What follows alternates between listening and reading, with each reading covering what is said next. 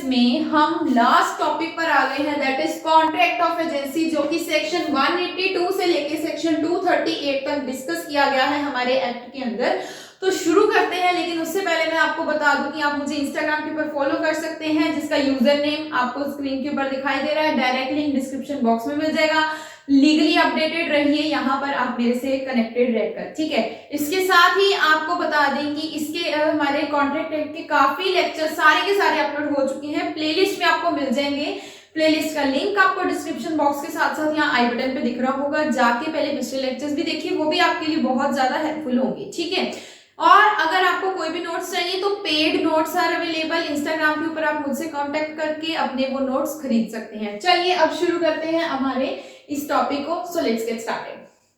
तो मान लीजिए कि मेरे पास एक प्रॉपर्टी है, मैं आई आपके पास और मैंने कहा कि ये प्रॉपर्टी मेरी बिकवा दो।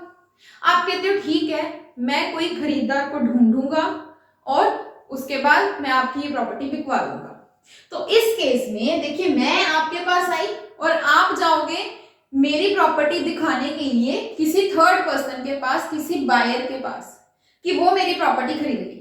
तो मतलब इस केस में आप क्या कर रहे हो, आप मुझे रिप्रेजेंट कर रहे हो थर्ड पर्सन को, ठीक है। मेरी प्रॉपर्टी को मुझे रिप्रेजेंट कर रहे हो और हमारे बीच में एक डील करवा रहे हो।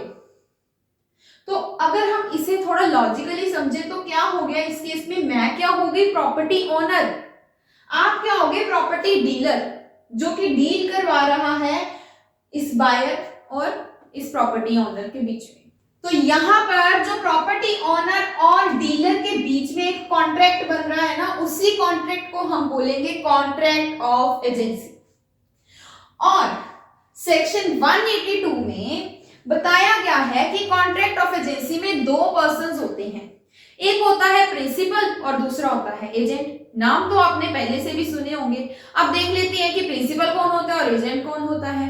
ये देखिए सेक्शन 182 को जरा पढ़िए ध्यान से। तो क्या कहता है कि एजेंट एक ऐसा पर्सन है जो कि किसी दूसरे पर्सन के लिए काम करता है। तो इस केस में किसी दूसरे पर्सन के लिए काम कौन कर रहा है, प्रॉपर्टी डीलर। तो यहां पर प्रॉपर्टी डीलर क्या हो जाएगा, एजेंट हो जाएगा, ठीक है। और आगे क्या कहता है सेक्शन 182 कि जिस पर्सन को रिप्रेजेंट किया जाता है या फिर जिस पर्सन के लिए काम किया जाता है वो पर्सन क्या कहलाता है, प्रिंसिपल। तो इस केस में प्रॉपर्टी ऑनर जो है वो क्या हो जाएगा, वो हो जाएगा प्रिंसिपल। आई होप आपको ये दोनों पर्संस पता लग गए कि कौन कौन होते हैं। तो अब तक से आपको इतना तो पता लग गया कि कॉन्ट्रैक्ट ऑफ एजेंसी क्या होता है, प्रिंसिपल कौन होता है और एजेंट कौन होता है। चलिए देखते हैं थोड़ी सी इनकी एग्जांपल्स के बारे में, कौन कौन हो सकते हैं। Factors, brokers, auctioneers, insurance agents, debt creditor agents, ये सारी की सारी इसी की एग्जांपल्स हैं। अगर आपके मन में भी कोई एग्जांपल है तो नीचे कमेंट सेक्शन में मुझे बता सकते हैं। चलिए ठीक है, आगे चलते हैं। अब आगे आता है हमारा टॉपिक कि हु मे एम्प्लॉय एजेंट। अब इसे इधर देखिए जरा कि प्रिंसिपल, एजेंट और बायर होते हैं। एजेंट क्या करता है, बायर और प्रिंसिपल के बीच में एक डील करवाता है और जैसे ही डील होती है साथ ही एजेंट का काम खत्म, एजेंट यहां से हट जाता है।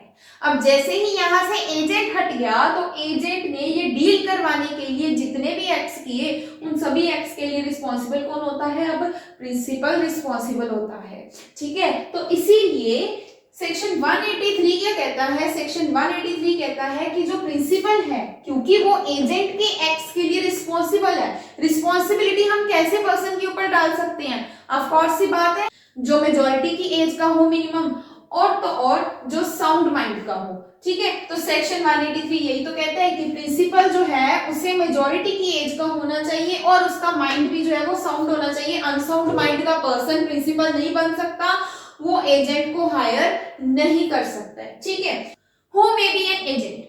नॉर्मली हम क्या सोचते हैं कि कोई ऐसा पर्सन जो कि कॉम्पिटेंट टू कॉन्ट्रैक्ट हो वो ही एजेंट बन सकता है, लेकिन इस टॉपिक में क्या है, इस टॉपिक में यहीं पे थोड़ा सा ट्विस्ट है कि आपको हैरानी होगी, कोई भी पर्सन जो कि अनसाउंड माइंड का हो, जो कॉम्पिटेंट टू कॉन्ट्रैक्ट ना हो, जो माइनर हो, इवन वो भी एजेंट बन सकता है, ठीक है।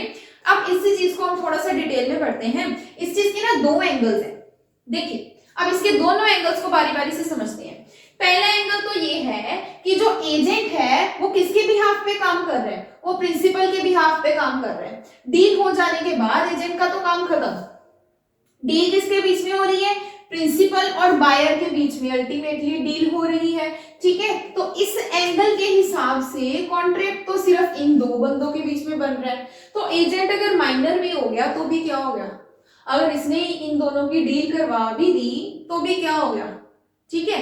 तो इस एंगल के हिसाब से तो एजेंट जो है वो माइनर भी हो सकता है, वो अनसाउंड माइंड का भी हो सकता है, होगा तो चलेगा, ठीक है।